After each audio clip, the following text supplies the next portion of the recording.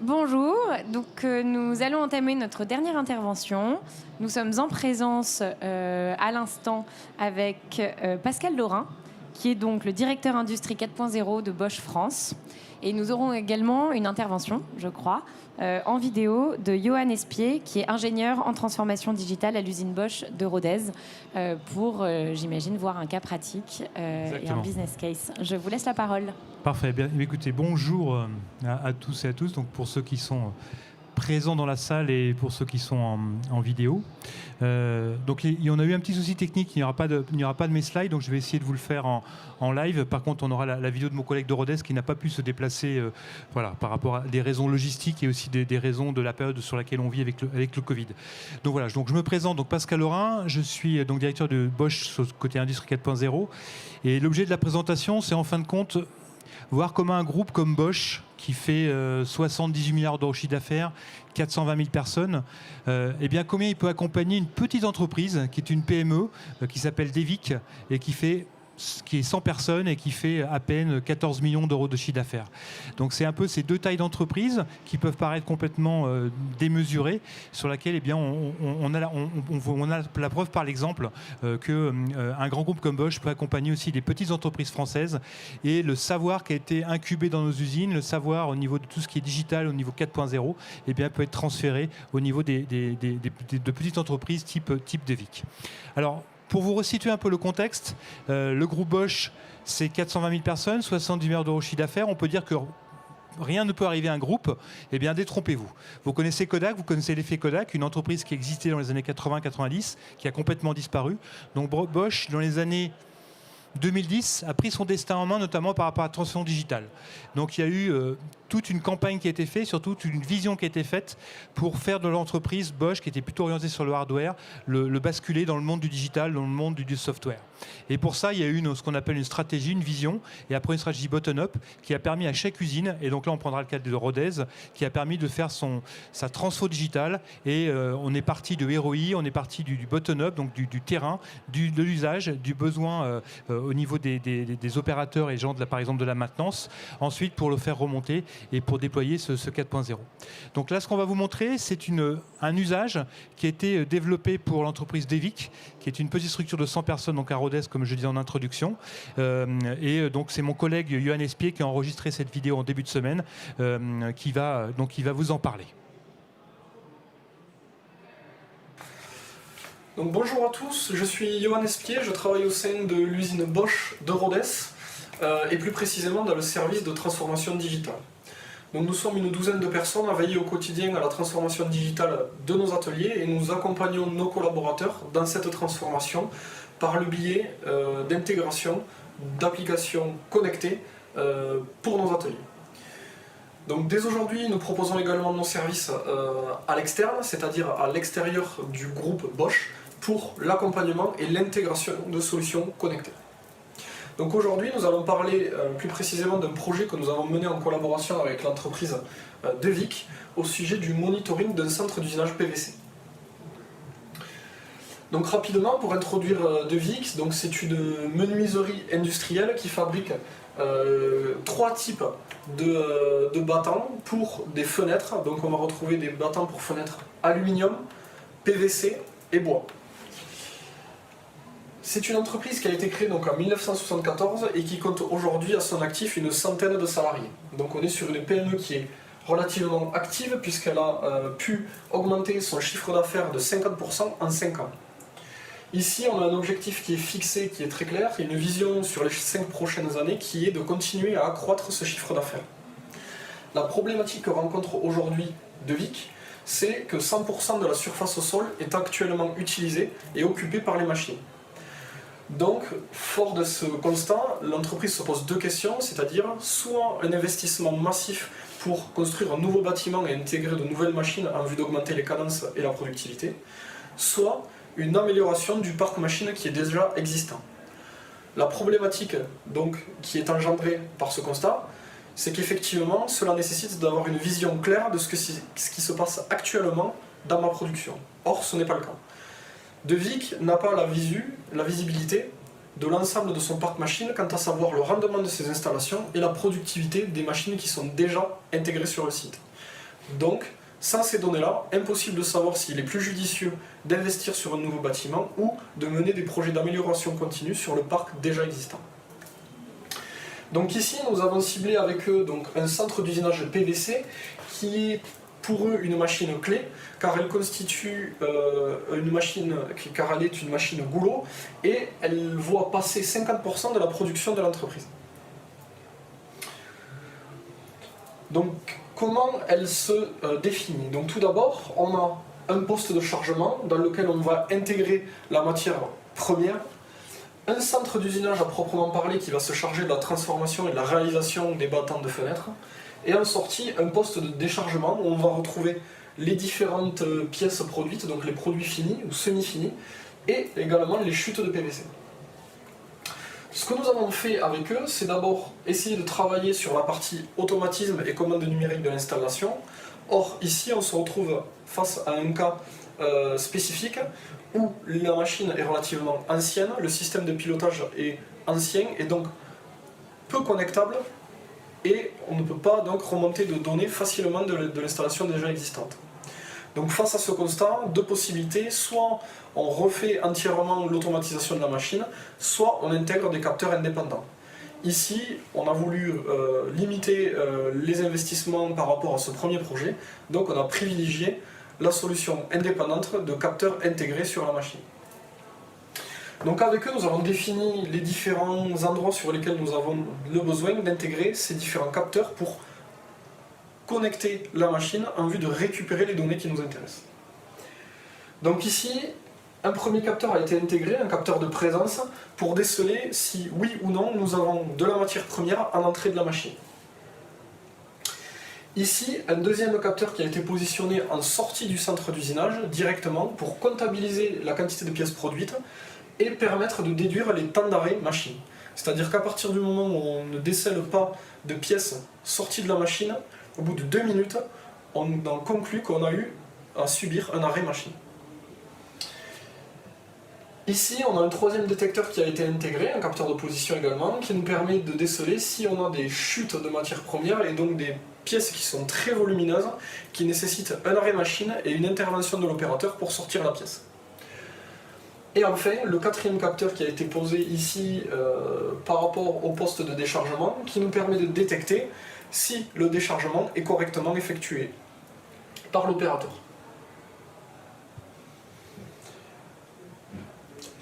Et enfin ici, donc, vous retrouvez un schéma de principe où on va retrouver donc, notre machine équipée de ces 4 capteurs.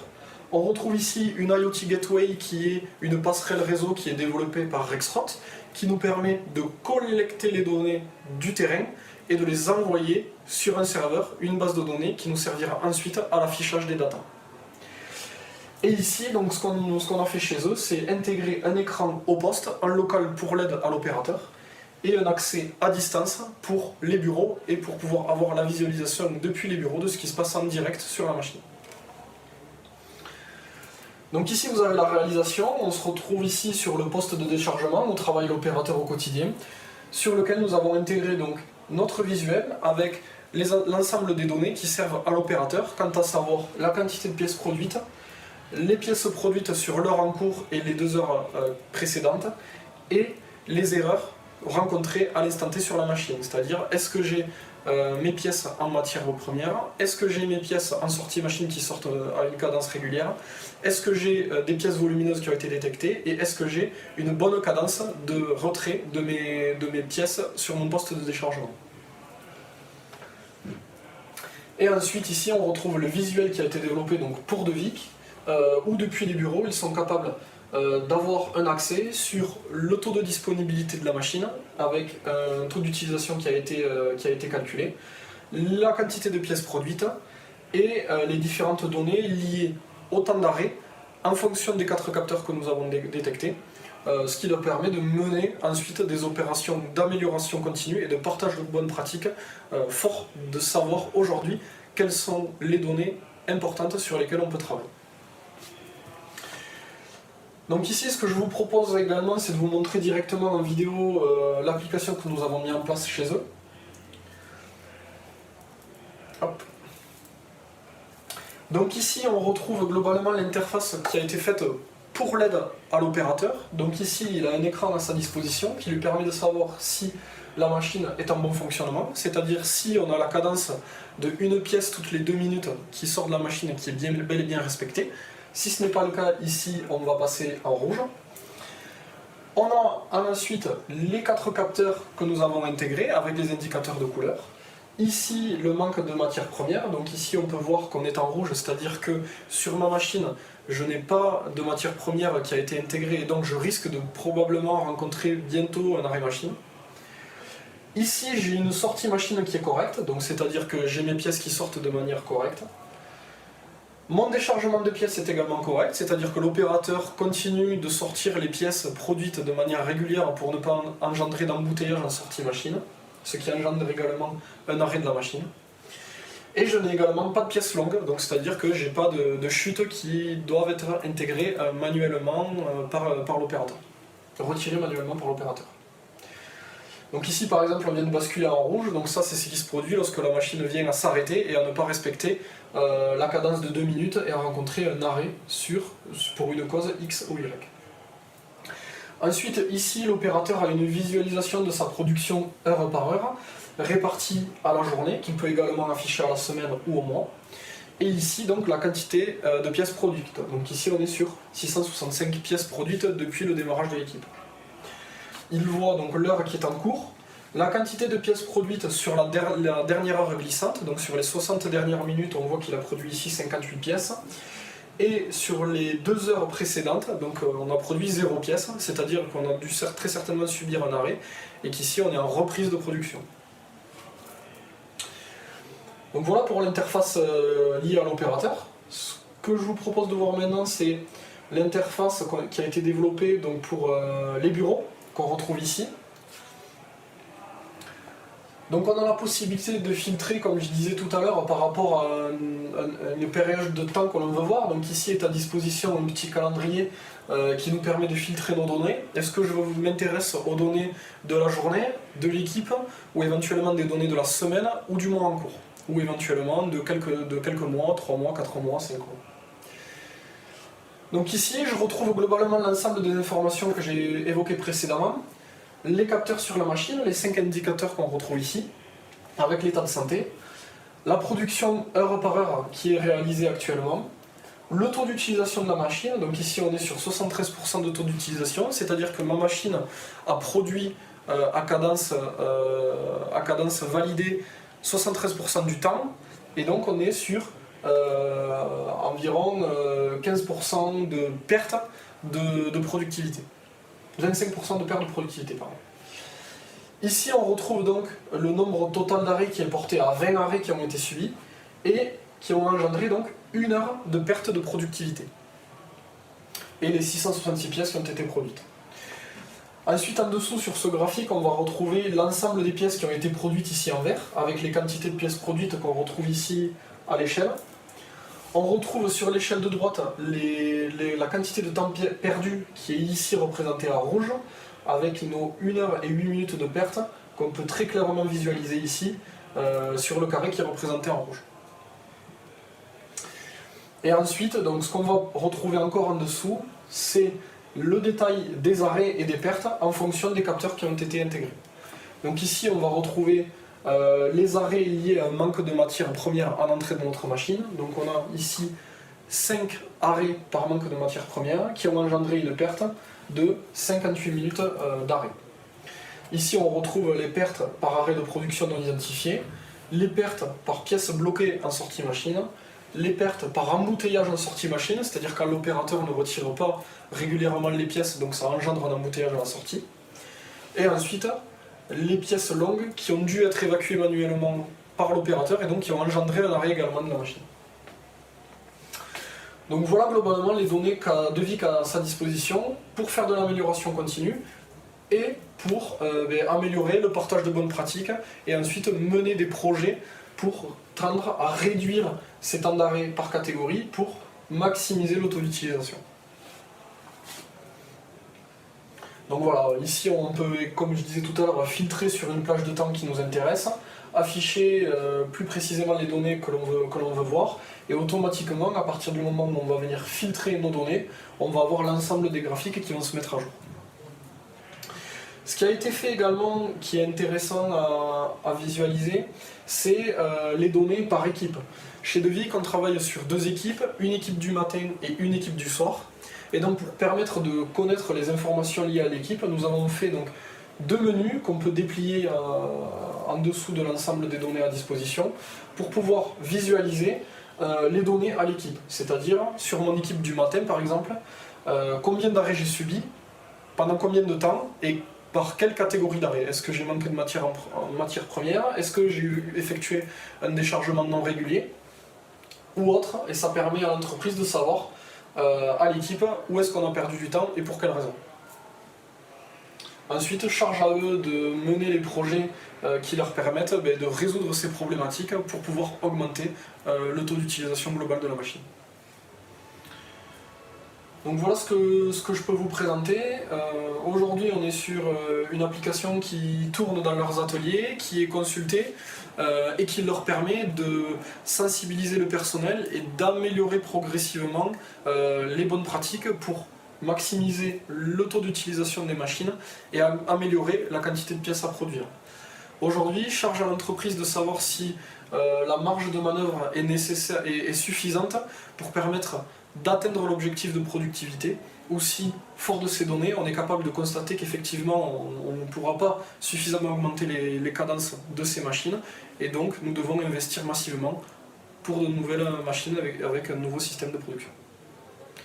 Donc voilà. J'espère que l'ensemble des informations que j'ai transmises ont été claires. Si jamais vous avez encore d'autres questions, n'hésitez pas à les poser aux personnes qui seront présentes lors de la diffusion de cette vidéo. Merci à tous.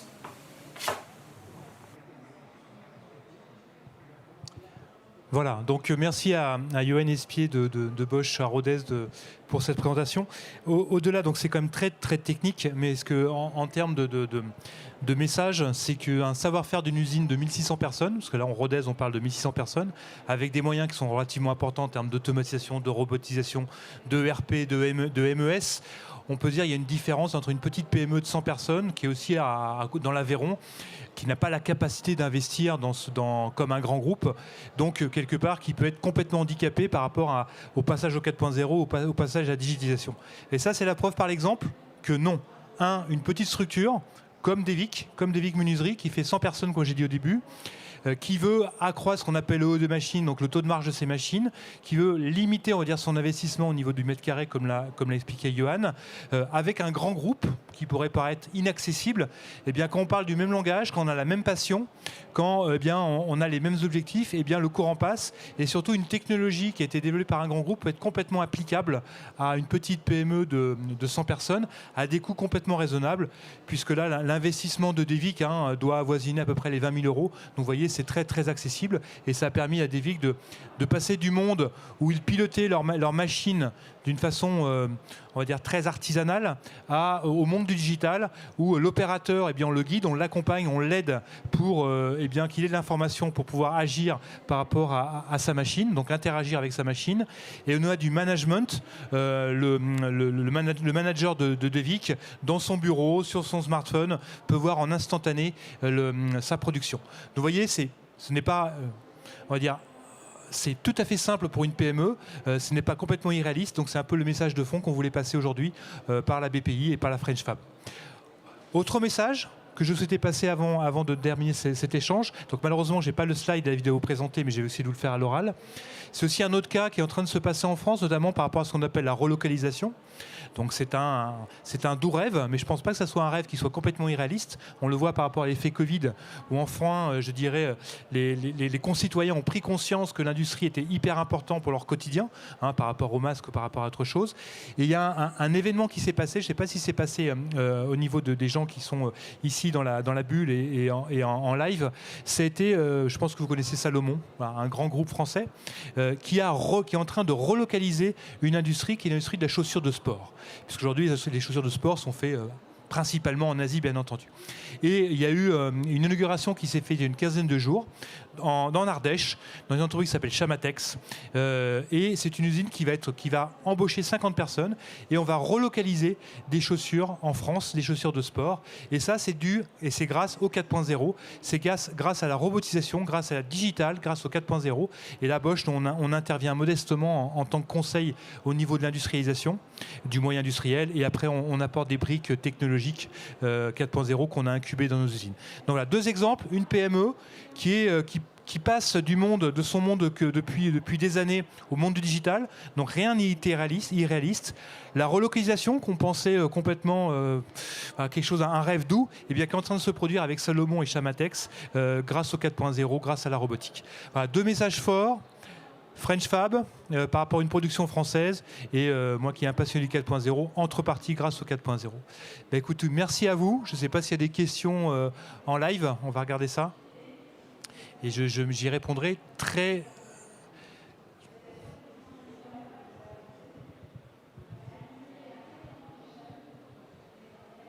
On a encore un petit souci technique, mais je pense que ça va revenir.